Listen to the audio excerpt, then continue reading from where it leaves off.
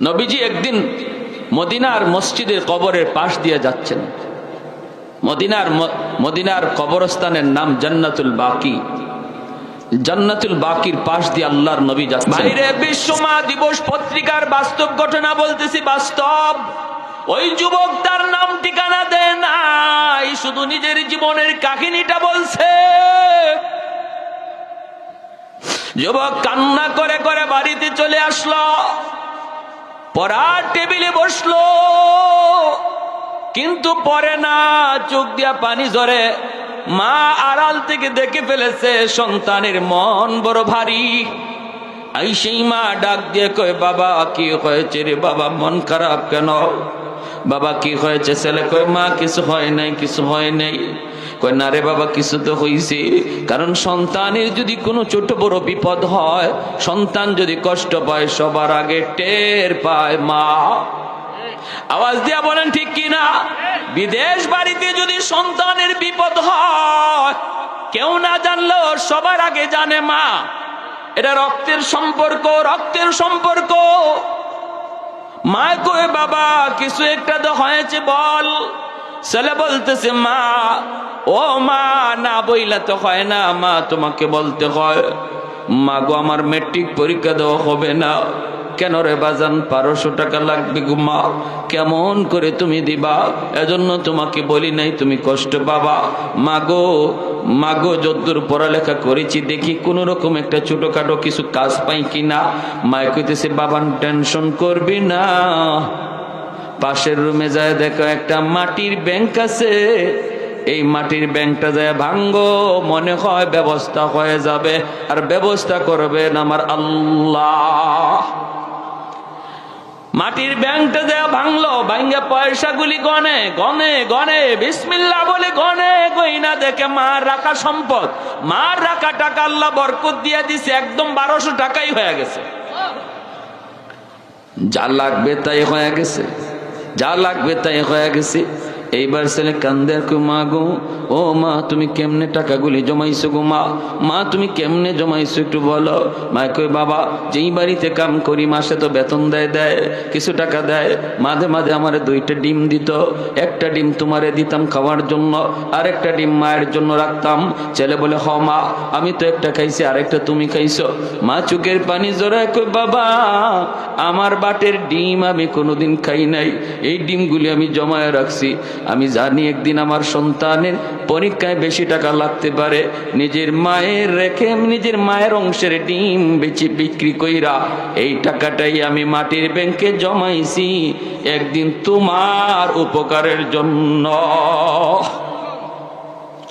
এই বইলা যুবক কান্দে, চোখের পানি জড়ায় জড়াইয়া, চোখের পানি জড়ায় জড়ায় যুবক কান্দে আর বলতেছে, গল্লার বলি। এরপরে আমি মেট্রিক পরীক্ষা দিলাম, পরীক্ষায় আমি পাশ করলাম, কলেজে পড়লাম, ঢাকাতে চলে আসলাম, ঢাকা এসে ঢাকা ইউনিভার্সিটিতে ভর্তি হলাম, ভালো একটা স্টুডেন্ট আমি হলাম, পরীক্ষায় পাশ করলাম, চাকরিও আমার হইল। এরপরে আমার এক স্যার, আমার এক টিচার আমাকে বলতেছে, বাবা চাকরিটা দেওয়ার সময় স্যারে বলছে চাকরির ব্যবস্থা হবে, আমার মেয়েটাকে তুমি যদি বিয়ে করো, মেয়েটারে যদি বিয়ে করো। এইবার যুবক মায়ের কাছে যায় বলতেছে, মা গো চাকরিও হবে আর বউও পাইবা। মা তুমি কি বলো? মা কই, বাবা বড় লোকের মেয়ে ঘরে আনতে আমার বড় ভয় লাগে, কারণ বড় লোকের মেয়ে গরিবের ঘরে আইসা মানায় নেবে কিনা সন্দেহ। যুবক বলেন, না গো মা, না টেনশন করো না, টেনশন করো না, তার সাথে আমার কথা হয়েছে। মা গো মেয়েটা অনেক ভালো, তোমাকে মানবে। এই বইলা মাকে রাজি করাইছি। যুবক রাজি করাইয়া মাকে, যুবক রাজি করাইয়া বউটারে ঘরে নিয়ে আসছে। ভাইরে দিন যায় রাত যায়, মা মনে মনে যা ভাবছিল তাই ঘটে গেল। বড় লোকের শিক্ষিত মেয়ে গরিবের ঘরে আইসা গরিব মাকে মা কইয়া ডাকতে তার বড় শরম লাগে। বাইরে আস্তে আস্তে দিন যেতে লাগলো। মায়ের বিরুদ্ধে যুবকের কানে কানে নালিশ দেয়, স্বামীর কানে কানে নালিশ দেয় মায়ের বিরুদ্ধে, অফিস থেকে আসলে পরি মায়ের বিরুদ্ধে নালিশ দেয়। যুবক বলতেছে, আল্লাহর ওলি গো, প্রথম আমি তার দেওয়া অভিযোগ আমি বিশ্বাস করি না, বরং আরো বলছি সাবধান, আমার মায়ের বিরুদ্ধে বিরুদ্ধে তুমি কোনো কথা বলবা না? জানো না তুমি আমার মা, আমার শুধু মা না, আমার মা, আমার মাও, আমার বাবাও সব কিছু মা করছে, মার বিরুদ্ধে কিছু বলবা না। কিন্তু আল্লাহর ওয়ালি একদিন প্রতিদিন একই কথা আর কত শোনা যায়? আমি তো মহব্বত করে বিয়ে করেছি, আমি তো তারে ভালোবেসে বিয়ে করেছি, এজন্য তার প্রতি দুর্বল। মার রুমে ঢুইকা একদিন মারে বকাবকি করলাম, ধমক দিলাম, মারে তুমি কেন ওর সাথে খালি বাজাবাজি করো? মায় কই, বাবা বিশ্বাস কর আমি কোনো কথা কই না, আমি কোনো ঝগড়া করি না, মূলত তোর বউ আমাকে এখানে চায় না, তার কাছে ভালো লাগে না, খানা দিতে খানাটা আমারে দেয় কিন্তু মহব্বতের সাথে দেয় না। আমি চেহারা দেখে বুঝে ফেলি রে বাবা, আমাকে দিল থেকে ভালোবাসে না। না রে মা না, তুমি মিথ্যা বলো, ঠিক বলে এই বইলা ধমক দিয়াইছে। মা সারা রাত চোখের পানি জড়ায় জড়ায় কান্দে, আল্লাহ আমার সন্তান আজকে তার স্ত্রীকে বিশ্বাস করলো, আমি মাকে বিশ্বাস করলো না। মা চোখের পানি জরে জরে কান্দে। এইবার যুবক বলতেছে, আল্লাহর বলি গো, একদিন দুই দিন তিন দিন যায় বকাবকি করি, একদিন অফিস থেকে আসার পর এমন ভাবে আমার মেজাজটা আমার স্ত্রী গরম করে দিল। এমনিতে অফিসে আমার মেজাজ গরম ছিল, বাড়িতে আসার পর আর মেজাজ গরম করে দিল। আমি মার রুমে ঢুইকা মারে বকাবকি কইরা মার গায়ে আমি হাত উঠায় ফেলছি, নাউজুবিল্লাহ। যেই মাত্র মার গায়ে হাত উঠাইছি, মা চিল্লানি দিয়া কই, বাবা তুই তোর স্ত্রীর কথায় আজ আমি মার গায়ে হাত উঠে দিলি, একবারও তুই ভাবলি না আমার মার সে বাবার সে নিয়ে অন্যত্র বিয়ে দিবে? জীবন যৌবন সব আমি তোর মুখের দিকে তাকায় কাটায় দিলাম, আজ আমি বৃদ্ধা, গায়ে শক্তি নাই, মানুষের বাড়িতে কাপ কইরা কইরা তোর লেখাপড়ার খরচ জুগাইলাম, যেই হাতটা দিয়া তুই আমাকে মারলি এই হাতটা শুধু মায় চুমায়া চুমায়া বড় করছি, তোর হাতের মধ্যে আমি মার হাজারো চুমা লেগে আছে, চুমা। মানুষ সন্তানের হাতটাকে লোশন দিয়া দিয়া বড় লোকের ছেলে লোশন দিয়া দিয়া সেটাকে বড় করে, আর আমি তো গরিব, আমি তো লোশন পাই নাই, কিন্তু চুমায়া চুমায়া তোর হাতটা বড় করছি। আজকে এই হাত দিয়া বুঝি তুই মারলি, হাত দিয়া বুঝি তুই মারলি, ঠিক আছে যা, আল্লাহ যেন তোর এই হাত ফসায়া দেয়, যে হাত দিয়ে তুই আমারে মারছো এই হাত যেন আল্লাহ ফসায়া দেয়, তুই যেন আমার জানাজার নামাজ পড়তে না পারো। দুইটা বদ্ধ করেছে। যুবক কান্দে আর কই, আল্লাহর বলি মা যেই মাত্র দুইটা বদ্ধ দিছে আমি টের পাইছি আমার পায়ের জমিন কাইপা উঠছে, জমিনটা কাইপা উঠছে। আমি তখনই বুঝছি আল্লাহর দরবারে মার বদ্ধ কবুল হয়ে গেছে, কবুল হয়ে গেছে। ভাইরে ওই যুবক বলতেছে, আল্লাহর ওলি বেশ কিছুদিন পর আমি অফিস থেকে খবর পাইলাম মা মারা গেছে। জানাজা পড়ার জন্য আমি রওনা দিলাম। মা যে কেমনে মারা গেছে এটা মা জানে আর আল্লাহ জানে, আর কেউ জানে না। সন্তান যখন মারে কষ্ট দেয়, মা রাতের বেলা ঘুমায় না, এইদিকে ওইদিকে করর দেয়, চোখ দিয়া পানি জরা জরা বালিশটা ভিজায়, আর শুধু অশান্তি পায়। মারে অশান্তি দিয়া তুমি ঘুমাইবা। মায়ের নবী কয় এই ঘুম যদি তোমার জীবনের শেষ ঘুম হয়, মরতে দেরি জাহান্নামে যাইতে দেরি হবে না। মান আসবাহা মুতিআন লিল্লাহি ফি ওয়ালিদাইহি আসবাহা লাহু বাবান মাফতুহান মিনাল জান্নাহ ফা ইন কানা ওয়াহিদান ফাওয়াহিদা ওয়া মান আসবাহা আসিয়ান লিল্লাহি ফি ওয়ালিদাইহি أصبح له بابان مفتوحان من النار فإن كان واحدا فواحدا قيل يا رسول الله وإن ظلما قال وإن ظلما وإن ظلما وإن ظلما নবী বলেন সন্তান মনে রেখো রাতের বেলা তুমি যদি বউ বাচ্চা নিয়ে ঘুমাও, এই অবস্থায় তোমার মা তোমার উপর খুশি, তোমার বাবা তোমার উপর খুশি, রাতের বেলা তোমার আব্বা তোমার উপর খুশি, মা তোমার উপর খুশি। তুমি ঘুমাইছ, সকাল হওয়া মাত্রই আল্লাহ পাক তোমার জন্য জান্নাতের দুইটা দরজা খুলে দেয়। ওয়ামান আসবাহা আসিয়ান লিল্লাহি ফি ওয়ালিদাইহি, আর যদি রাতের বেলা তুমি ঘুমাও মার কলিজায় ব্যথা দিয়া, বাবার কলিজায় ব্যথা দিয়া, খুশি করো নাই মারে, খুশি করো নাই মার কলিজায় আঘাত, দিনে তুমি এমন একটা কথা কইছো, এমন একটা আচরণ করছো যে আচরণে মা কষ্ট পায় রাত্রে ঘুমাইতে গেছে, বাবা আছে বাবারে নিয়ে ঘুমাইতে গেছে, স্বামী স্ত্রী ঘুমায় দুজন বৃদ্ধ, এই অবস্থায় একজন আরেকজনের সান্ত্বনা দেয়, মা কান্দে আর বাবা সান্ত্বনা দেয়, কান্দো না, আর আমাদের হায়াত আর কয়দিন আছে, আমরা তো একদিন দুনিয়া থেকে চলে যাব, এখন তো তাদের এই জীবন, একটু কষ্ট পাইছো মন থেকে বাদ দিয়া দাও। এই বইলা স্বামী স্ত্রীরে সান্ত্বনা দেয়, স্ত্রী স্বামীরে সান্ত্বনা দেয়, রাতে ঘুমায়। আল্লাহর নবী কয়, রে যুবক, এই রাত যদি তোর মরণ হয়, তোর জীবনের নামাজ রোজা হজ যাকাত তাসবিহ তাহলিল যত ইবাদত আছে কোন ইবাদতে জান্নাতে নিতে পারবে না, মরতে দেরি জাহান্নামে যাইতে দেরি হবে না। নাউজুবিল্লাহ। তাহলে রাতের বেলা আমরা ঘুমাই, জানি না এই ঘুম জীবনের কার শেষ ঘুম, কারণ ঘুমটা হলো মরণের ভাই। আমরা ঘুমের দোয়াও পড়ি, আল্লাহুম্মা বিসমিকা আমুতু ওয়া আহইয়া, আল্লাহ তোমার নামে মরতেছি, তোমার নামে জিন্দা হব।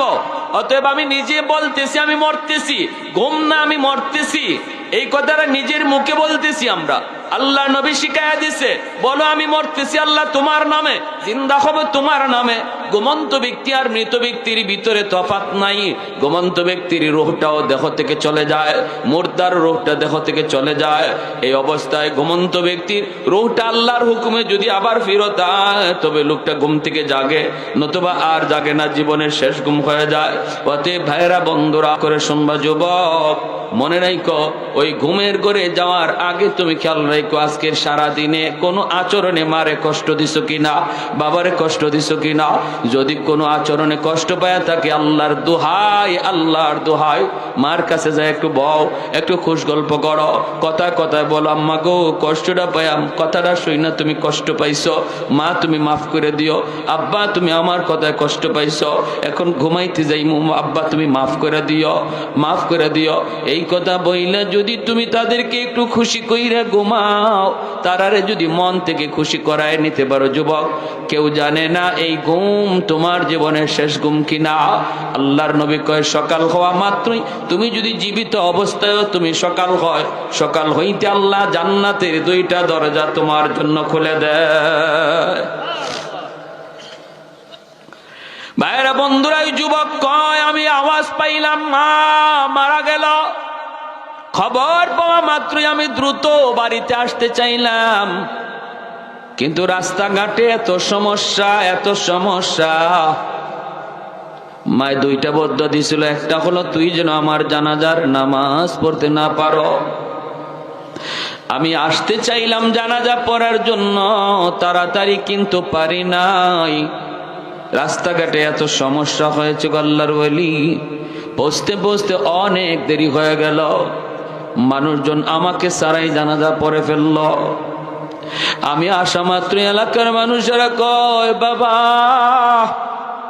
অনেক দেরি হয়ে গেছে, মানুষে আর অপেক্ষা করে না, জানাজা পড়ে ফেলছি। যুবক কান্দেন, কই বাবা তোমাদের কোনো দোষ নাই, কারণ আমার অফিস থেকে এখানে পৌঁছতে অন্যদিন এত দেরি হয় না, আজকে যত দেরি হয়েছে। আর কেন দেরি হয়েছে আমি বুঝে ফেলেছি, মূলত এটা আমার তকদিরের লেখা। মার একটা বদ্ধ কবুল হয়ে গেছে, একটা বদ্ধ কবুল হয়ে গেছে। এই বইলা যুবক কাঁদতেছে কাঁদতেছে।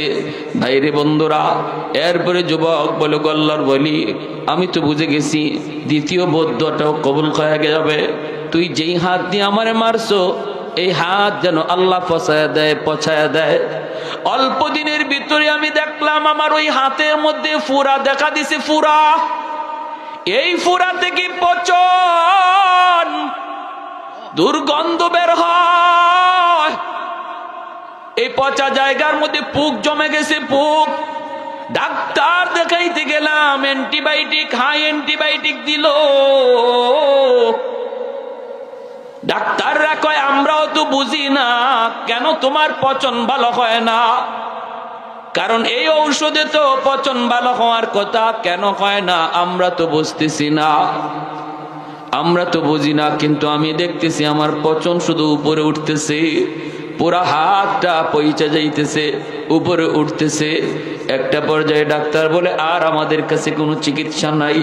আমি ডাক্তারকে বললাম, ডাক্তার আমি জানি আমার রোগের ঔষধ কোথায়, আমার রোগ হলো আসমানে, চিকিৎসা করছো তোমরা জমিনে, আমার রোগ কোনোদিন ভালো হবে না, এটা আমার মার বদদোয়া, আমার বদদোয়া। এই যুবক বলে, আল্লাহর বলি, যে বউয়ের কারণে, যে স্ত্রীর কারণে মার গায়ে হাত উঠাইছিলাম, এই স্ত্রীও আমাকে ফালাইয়া বাপের বাড়ি চইলা আরেক লোককে বিয়ে করছে। আমি এখন একা, মানুষজন কেউ আমার বাড়িতেও থাকতে দেয় না, এত দুর্গন্ধ, এত দুর্গন্ধ। রাস্তায় রাস্তায় ঘুরি, চাকরি বাকরি সব আমার গেল, আপনজন প্রিয়জন সবাই এলাকা থেকে তাড়ায় দিল।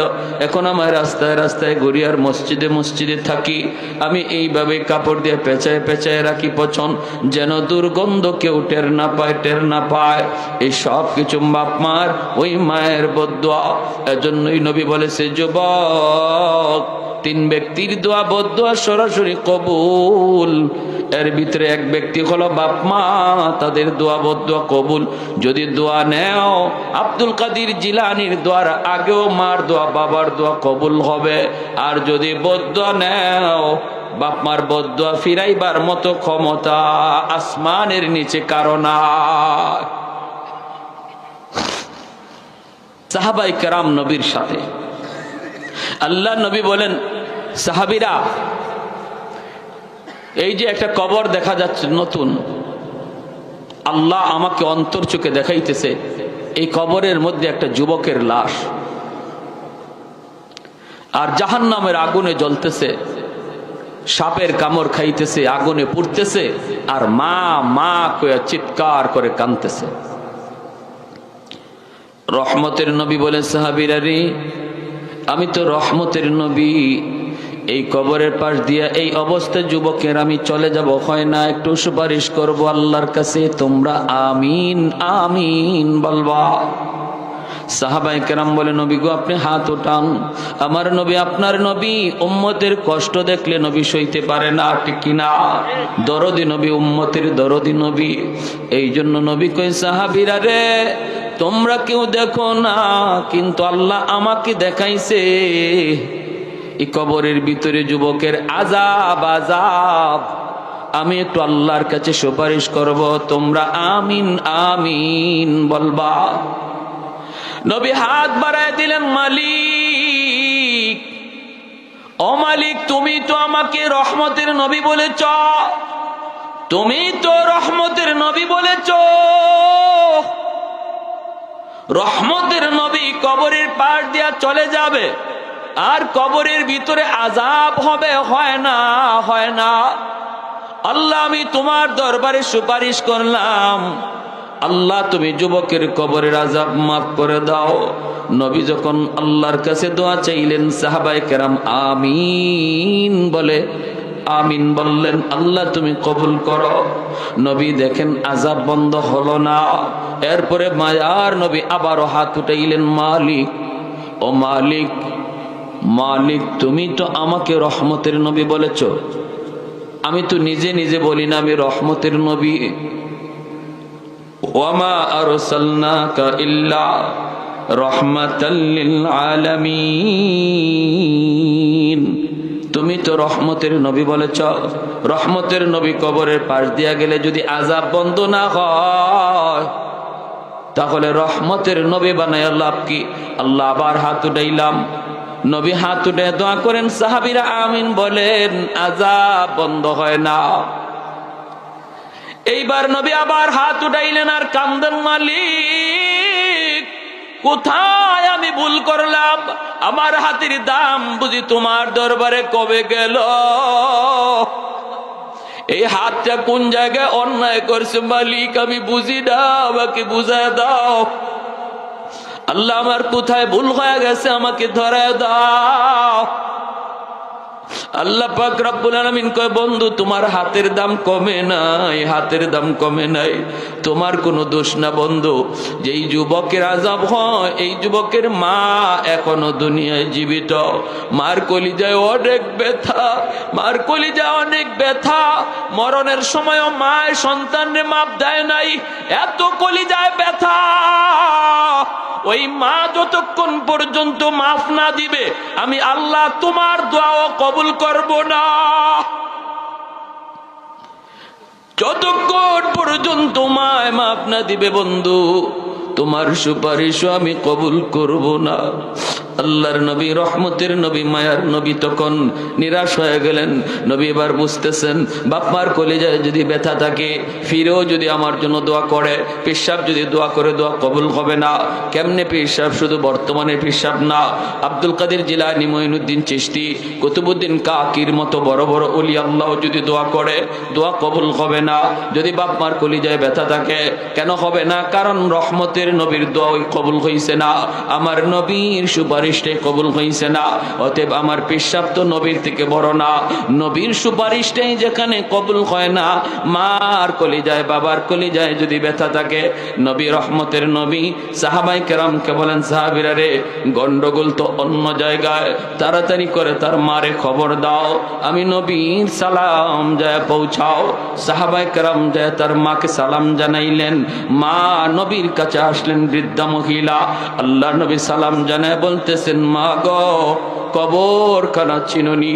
মহিলায় কই, নবী গো চিনি, এটা তো আমার সন্তানের কবর, আজ থেকে 1 সপ্তাহ আগে মারা গেছে। আল্লাহর নবী বলতেছেন, মা এই ছেলে বুঝি তোমারে দুনিয়াতে খুব কষ্ট দিছে, তোমারে অনেক যন্ত্রণা দিছে, তোমার অমান্য অবাধ্য হয়ে চলছে। অনেক সন্তান সমাজে বাপ মারে ঠিক মতো খানা দেয় না, বাপ মার খাওয়ানোর খোঁজ খবর নেয় না, নিজের শহরে থাকে, গ্রামে বৃদ্ধা বাপ মার কোনো খবর নেই, বউ বাচ্চা নিয়ে শহরে বাসা নিয়ে থাকে, মার কলিজায় খাকা করে, হায় রে আমার সন্তানটারে যদি এক নজর দেখতাম। বাপ মা সন্তানের কাছ থেকে পয়সা করিও চায় না, চায় শুধু মন দিয়া, মুখটা দিয়া মারে আম্মা কয়ে ডাকবো, আর বাবার আব্বা কয়ে ডাকবো, আর বাপ মারে খোঁজ খবর নিব। সাধ্য মতো অনেক গরিব পোলাপান নিজে চলতে পারে না, তারপরও বাপ মারে খুশি রাখতে পারে, বেশি বেশি আম্মা আব্বা কুয়ে ডাক দিয়া। আবার কোটি কোটি টাকার পোলা, সেও বাপ মার দিল খুশ করতে পারে না, কারণ মারে এত বেশি খবর নেয় না, বাপ মারে এত বেশি আম্মা আব্বা কুয়া ডাকে না। ঠিক কিনা জোরে কয়? ভাইরা আমার, আল্লাহ নবী কই, সাহাবীরা যাও। মহিলা আসা মাত্রই নবী বলে, মা কবরখানা চিনুনি? মহিলায় কই, নবী গো আমার সন্তানের তোমারে বুঝি ভীষণ কষ্ট দিছে। মহিলা চোখের পানিটা নিচের দিকে ফেলাইয়া দিছে, কথা কয় না, কাঁপতেছে, টুটটা কাঁপতেছে মহিলা। নবী কই, মা গো, এজন্য তোমার ছেলে কবরে আযাব হইতেছে, আযাব, ভীষণ আযাব হইতেছে, সাপের কামড়, আগুনে পুড়তেছে। আর মা মা কয়ে চিৎকার করে কাঁদতেছে। আল্লাহ আমাকে অন্তর চোখে দেখায়া দিছে, মা গো, আমি তোমার সন্তানের জন্য 1 বার নয় 3 বার সুপারিশ করেছি, কিন্তু আল্লাহ আমার সুপারিশ ফিরাইয়া দিছে। সাফ সাফ আল্লাহ জানায় দিছে, তুমি যদি তারে মাফ না করো, আল্লাহ তারে মাফ দিবে না। মাগো, আমি নবী তোমার কাছে সুপারিশ করি, দয়া করে ছেলেটারে মাফ করে দাও, তুমি মাফ না দিলে আযাব বন্ধ হবে না। মহিলা মাথা নিচের দিকে দেওয়া, জবাব দেয় না, কথা কয় না, আল্লাহ নবীর কোনো জবাব দেয় না। এইবার মহিলা মাথাটা উপরে উঠাইছে, চোখ থেকে পানি ঝরতেছে, আর বলতেছে, নবী গো, আমি এরে মাফ করবো না, আমি মাফ করবো না, মাফ করবো না। কারণ নবী গো, আমার পিঠে এখনো মাইরের দাগ আছে, আমার পিঠে তার এখনো মাইরের দাগ, মাইরের দাগ, এখনো আঘাতের দাগ। যদি দেখতে চান নবী গো, আমি দেখাইতে পারবো। এই মহিলা হাউমাউ করে কান্না শুরু করলো।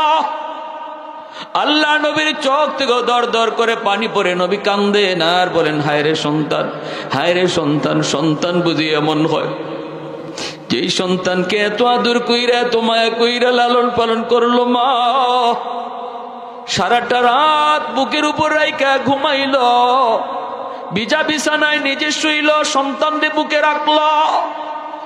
এই মার গায়ে বুঝি সন্তান হাত উঠে দিল, মায়ার নবীও কান্দেন। এইবার নবী বুঝতেছেন মহিলার দিল শক্ত হয়ে গেছে, দিল নরম করা যাবে না। নবী এবার চিন্তায় পড়ে গেলেন, তাহলে কিভাবে আযাব বন্ধ করা যায়? আমি তো এই অবস্থায় যাইতে পারি না, আমি তো পারি না, কারণ সে তো আমার উম্মত। হাসরের মাঠে যদি কই নবী গো আপনি আমার এই অবস্থা দেইখা কেমনে চলে গেলেন গো নবী? আল্লাহ নবী রহমতের নবী কয় মালিক, কবরের আযাবটা আমারে যেভাবে তুমি দেখাইতেছো তার মারেও দেখায় দাও। কারণ আমি নবী জানি, মা যদি নিজের চোখে সন্তানের বিপদ দেখে, আযাব দেখে, তাহলে দিল নরম হয়ে যাবে। কারণ সন্তানের বিপদ বাপ মা সইতে পারে না, সন্তানের কষ্ট বাপ মা সইতে পারে না। যতই সন্তানের উপরে বিরক্ত হোক, সন্তান যদি বিপদে পড়ে সবার আগে বাপ মা দেয়, সবার আগে বাপ মা যায় দাঁড়ায়। আল্লাহর নবীকে আল্লাহ আযাবের দৃশ্যটা মার চোখে দেখায় দাও। রব্বুল আলামিন কয় বন্ধু তোমার এই সুপারিশ আমি আল্লাহ কবুল করলাম। সাথে সাথে কবরের আযাবের দৃশ্য নবীও দেখেন, মহিলাও দেখে। চোখের খামন থেকে কুদরতি পর্দা আল্লাহ সরায় দিলেন। মা যেই মাত্র দেখে ছেলে মা মা কয়ে চিৎকার করে ডাকে, সাথে সাথে মার দিল নরম হয়ে গেছে। আযাবের দৃশ্য আর মা মা ডাক শোনা মাত্রই মার দিল নরম হয়ে গেল। মা ডাক দিয়া কয় নবী গো, ওগো নবী আমি ভাবতে পারি না, আমি বুঝি নাই আমার ছেলে এত কষ্টে। ওগো নবী আমার মনে যত কষ্ট ছিল, যন্ত্রণা ছিল, সব আমি ভুলে গেলাম। আমি আমার সন্তানরে মাফ করে দিছি। মায়ার নবীর কাছে মা এই কথা বলতে দেরি, আযাব বন্ধ হতে দেরি হয় না। এজন্য ভাইরে বলতেছিলাম, একটু ভালো করে ইয়াদ করো যুবক, যাদের ঘরে মা আছে বাবা আছে, সাবধান, এখনো সময় আছে, কদর করো, এখনো সময় আছে, কদর করো। বাপ মারে খুশি করে কিন্তু আল্লাহ পাওয়া যায়, বাপ মারে খুশি করে আল্লাহকে পাওয়া যায়। বাপ মারে নারাজ কইরা কোনোদিন আল্লাহকে পাওয়া যায় না। আর যদি বাপ মারে রাজি কইরা আল্লাহরে পাও, দুনিয়াতে নগদ পুরস্কার 1 নাম্বার। আল্লাহ পাক তাফসীরে কিতাবে লিখেন 1 নাম্বার ফায়দা হলো বাপ মার দোয়া যদি থাকে, বাপ মা যদি সন্তানের উপর খুশি থাকে, 1 নাম্বারে আল্লাহ এই সন্তানের দুনিয়াতে হায়াত আল্লাহ বাড়ায় দেয়। যে সমস্ত সন্তান বাপ মার মামলায় আল্লাহর আদালতে ধরা খাবে, বাঁচার কোনো উপায় নেই। তার জীবনের হজ, তার জীবনের রোজা, তার জীবনের যাকাত, তার জীবনের নামাজ, সমস্ত ইবাদত লইয়া তার জান্নাতে যাওয়ার কথা। কিন্তু যদি মা বাবার মামলা থাকে, এই সন্তান নামাজ রোজা লইয়াও জান্নাতে যেতে পারবে না, যতক্ষণ পর্যন্ত তার বাপ মা তারে মাফ না দিবে। আর হাসরের মাঠে মা সন্তানকে চিনবে না, একটুও দরদ দেখাবে না, বাবা সন্তানের প্রতি বিন্দু পরিমাণ দরদ দেখাবে না। দরদ হাসরের মাঠে নাই। হাসরের মাঠে কি নাই? কোনো দরদ নাই। সবার একটা কথাই, চিনি না, চিনি না। সন্তান যায় যদি কয় আম্মা আমারে মাফ করো, মা কইব তুই কের সন্তান আমার, চিনি না, সর। বাবার কাছে যাই কইব আব্বা ভুল করে ফেলেছি, আব্বা মাফ করে দাও, তোমার মামলায় আমি ধরা। বাবা কইব তুই কেডা, তোরে চিনি না, সর। ইয়াউমা ইয়াফিরুল মারউ মিন আখিহি ওয়া উম্মিহি ওয়া আবিহি ওয়া সাহিবাতিহি ওয়া বানিহি লিকুল্লি ইমরিইম মিনহুম ইয়াউমাইযিন শা'নুন ইউগনিহি। আল্লাহ নিজে বলেন সবগুলি মানুষ একে অপর থেকে ভাগতে থাকবে। বন্ধু বন্ধুর কাছ থেকে, সন্তানের কাছ থেকে, মায়ের কাছ থেকে, স্বামী স্ত্রীর কাছ থেকে, স্ত্রী স্বামীর কাছ থেকে। কেউ কারো দিকে তাকাবে না, কেউ কারো প্রতি একটু দয়া দেখাবে না, বরং একটাই টার্গেট থাকবে, মা টার্গেট থাকবে সন্তানরে বিপদে ফেলাইয়া আমি মা কেমনে বেঁচে যাই। সন্তানের টার্গেট থাকবে বাপ মারে বিপদে ফেলাইয়া, বাপ মারে ধরা খাওয়ায়া, বাপ মার উপরে দোষ চাপায়া আমি কেমন করে মুক্তি পাই। স্বামী স্ত্রীকে বলবে, স্ত্রীর উপরে দোষ চাপায়া স্বামী কেমন করে মুক্তি পায়, এই চিন্তা হাসরের মাঠে দুনিয়ার সকল স্বামীরা করবে। হাসরের মাঠে সমস্ত স্ত্রী একই টার্গেট নিবে, যদি কাউকে বিপদে ফেলাইও আমি বাঁচতে পারি, কারণ ওই দিন কেউ কারো টেনশন নিবে না, শুধু ইয়া নাফসি বইলা নিজে বাঁচার ফিকির করবে। যেরকম সুবহানাল্লাহ। এজন্য বলি রে আল্লাহর গোলাম, কার জন্য দুনিয়ায় কি করো? হারাম পথে তুমি চললা, হারাম কামাই ঘরে ঢুকাইলা, কার জন্য তুমি কি করলা? কেউ সেদিন তোমার সাহায্যের জন্য বিন্দু পরিমাণ আগাবে না, একটু দরদ দেখানোর জন্য সন্তান আসবে না, স্ত্রী স্বামীর পাশে একটু দাঁড়াবে না। তাহলে তুমি স্বামী স্ত্রীকে খুশি করার জন্য কেন তুমি হারাম পথে আগাইতেছ? কেন তুমি সুদের ব্যবসা করো? কেন তুমি ঘুষ খাইতেছ? কেন তুমি আরেকজনের হক মাইরা স্ত্রীকে তুমি পালতেছ, সন্তানরে খাওয়াইতেছ? না রে ভাই, একটু চিন্তা করে দেখো, হালাল পথে যেই মানুষটা চলে, যদিও তার ইনকাম কম, তবুও তার সংসার চলতেছে, বউ বাচ্চা সেও পালতেছে।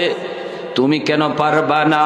তুমি কেন এত বড় বোঝা মাথায় নিচ্ছ?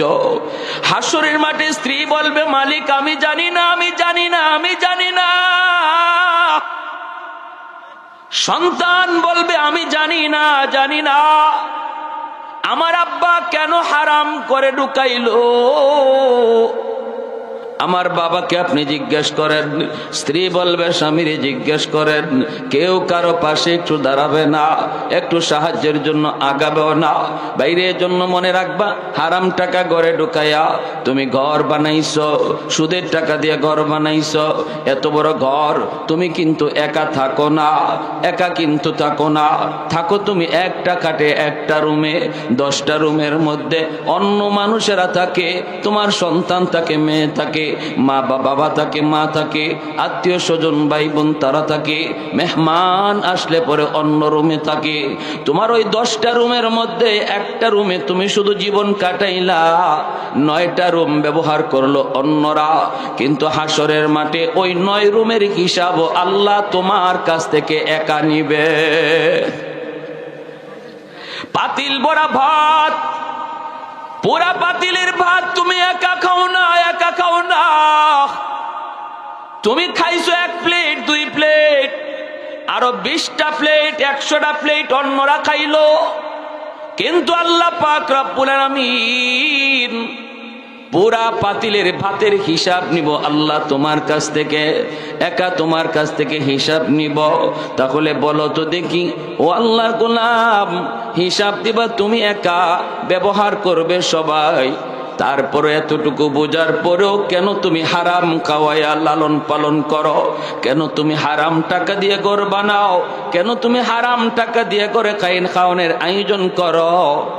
এর দায়ভার তো আর কেউ নিবে না, নিতে হবে নিজেকে একা। এতটুকু বোঝার পরেও যারা হারাম ঘরে ঢুকায়, বলুন তো এরা বুদ্ধিমান নাকি বোকা? চরম পর্যায়ের বোকা না হলে এমন করে না। হাসরের মাঠে আল্লাহর আদালতে বাপ মার মামলা হবে সন্তানের বিরুদ্ধে, সবচেয়ে বড় জটিল মামলা। মা বলবে, মালিক আমার সন্তান আমার সাথে ভালো আচরণ করে নাই, জীবনে কোনোদিন আমার সন্তান শিশুকালে আমি আগে নিজে খাই নাই, আমার কলিজার টুকরা সন্তানকে আগে খাওয়াইছি, তারে আগে তো আমি পেট ভরাইছি, আগে তার ক্ষুধা নিবারণ করেছি, এরপরে আমি মা থাকলে খাইছি। কিন্তু আজ আমার সন্তান বড় হয়েছে, আমি বৃদ্ধ হয়ে গেছি, আমার শরীরে শক্তি নাই, আমি একা একটা রুমে